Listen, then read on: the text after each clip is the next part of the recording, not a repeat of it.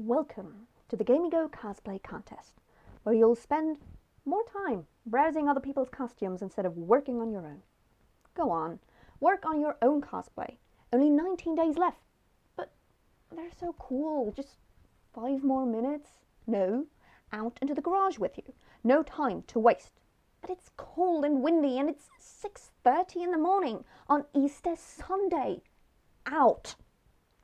My name is Lou, and this is my 6th week working on the 115 Sharpshooter Armor from Fiesta Online, and I have spent the entirety of last week in my dad's garage. Just look at this.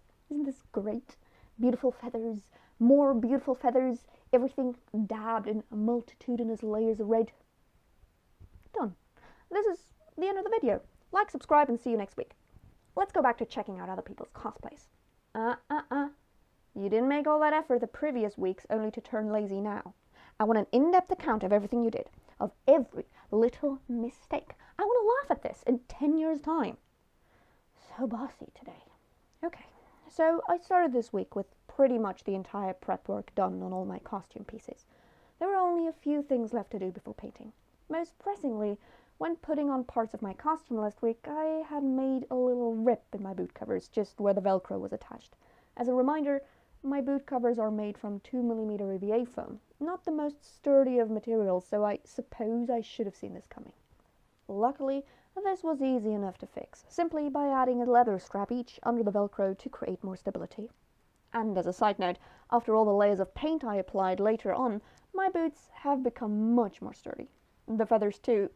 Oh well, they'll have to do. With my boots saved from imminent doom, it was time to slay the bird, aka finish the attachments of the shoulder pads. 1. Add 2 right-angled triangles as stabilizers. 2. Get some tape to help put the previously made foam sheath into place. 3. Fill up the hole with hot glue. Does it work? No problem. 3B. Get out the super expensive foam clay to do the job. And 4. Use the trusty contact cement to glue on a final strip of EVA foam. Unless you have time to go for the elegant option of cutting a piece of foam to fit perfectly underneath the sheath, but I didn't, and this will have to do. Other prep work I did entailed sewing the belt, Velcro again, to hold my feathery skirt, cutting and dremeling the loss of the feathers, sure they're the last, as well as straightening some cable ties using a heat gun and sanding off the ugly grooves and the serial numbers. Looking back, sanding would probably not have been necessary. I forgot the sanding on the first few, but after all the paint I had to paste on top, I couldn't tell you which of them they are. Cable ties prepped, it was time for the fun part. I built myself a production line, all very professional, and soon my feathers were looking good. Time for painting. Not quite. You forgot something. Right. Priming. I used 2 methods here. Method number 1 is called Plastidep, which seems to be a favorite among lots of long-time cosplayers. It's quick, like really quick. Simple, like you can't do anything wrong with it type of simple. It creates a lovely smooth surface, so lovely, and it's hellishly expensive. 3 coats, as is customary, and these are all the pieces I finished before my spray can was empty. And the feathers were only coated on one side. Maybe I did do something wrong. So, well, I switched over to Flexi Paint, of which I had bought 2 transparent 500-gram bottles for painting anyways, and which, as it says on the bottle, is its own primer. It's sticky as honey, but that's where the comparison ends. It has a tendency to pool a lot if you apply more than a very thin layer. It also takes ages to dry unless, again, you apply more than a very, very thin layer, and it creates a very sticky surface no matter how very thin of a layer you apply. So I had to take care to keep my hands clean, or risk ruining the surface. Mostly, I applied 2 to 3 layers, and as I think you have gathered, I didn't like using this stuff as primer. But then, I was ready for painting. Now, as a newbie at painting, I was pretty much figuring out things as I went along, and what I figured out is that the first thing I should have done was make some color testing, which I did, but only after 2 days of painting, so my choice of red for this cosplay is intentional? Wholly intentional. But it looks good anyway, so no harm done. Only that, well, the fabric no longer fits it quite as well as I'd like, so that's something to remember as a newbie cosplayer. Unless you're a confident painter, don't buy the fabric before painting. You'll never make it work. Also, what I noticed is that the pictures can never bring across the true look of the cosplay. I mean, this is to some extent common knowledge. We know not to trust pictures of products online, but I had no clue how much of a difference there is, even without any intentions of creating any. And often I found myself in the bind of things looking really good in a picture, but flat and cheap in real life, or something looks good in artificial light, but far too unrealistic in sunlight, or the colors come across vastly differently in different lights. Turns out my fabric gets a touch more purple in sunlight. So there are a lot of things to consider when picking up a paintbrush, or looking at pictures of cosplay online for that matter. A good example of this struggle are the details of my armor. In-game the color is mostly white, but on the boots you can see that it does lean a little into a silver color. Mixing white with silver didn't work at all, and only created weird grey tones, so I instead invested the time to paint the details in different colors. Silver, white, antique silver, and metallic white. Now, the most true to the original would be the white. It also looks the best from far away, but come a little closer and it looks incredibly fake with each brush stroke visible. The normal silver is too dark, and the antique silver turns out to be more gold than silver. The metallic whites are, there's no other word for it, weird.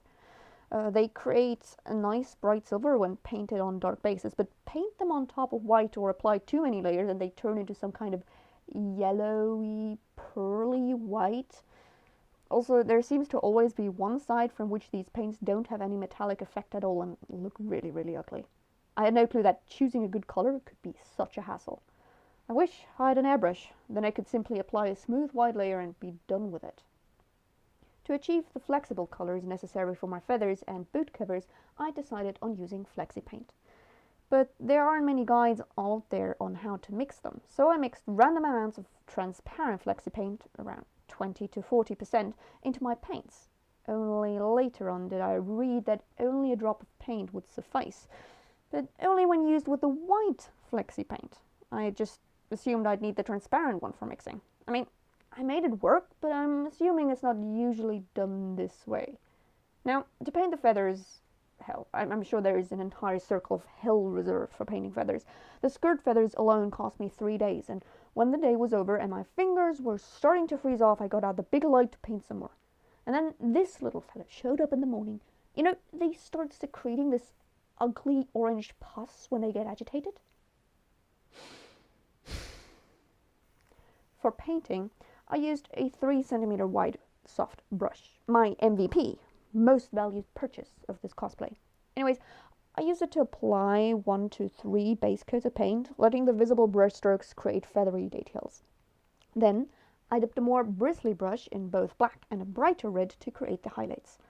As a finishing touch, I dry brushed the Dremel details with black. I love how they turned out. The yellow feathers were a lot more difficult because mixing good soft yellow seems to be an art that eludes me, and also the black foam underneath gives the feathers a very sickly greenish touch when it shines through. Note for the future, use white primer when intending to paint lighter colors.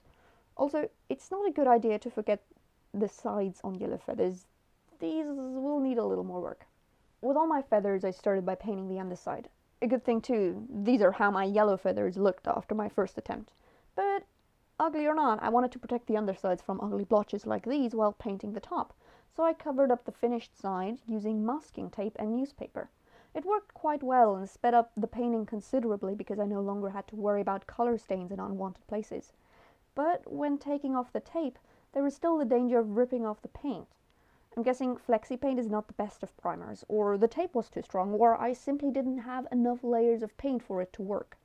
Most of my feathers were good though, and since these were the barely visible backsides, it's of no real importance. But when doing this, prepare to cut off some weird paint blobs. For the feathers on the shoulders though, I tried something else. I placed a wet piece and a dry piece of kitchen paper on the edge of the table, and after applying my paint, I brushed the feathers first over the wet and then across the dry paper. That worked very well, and it creates a lot less waste.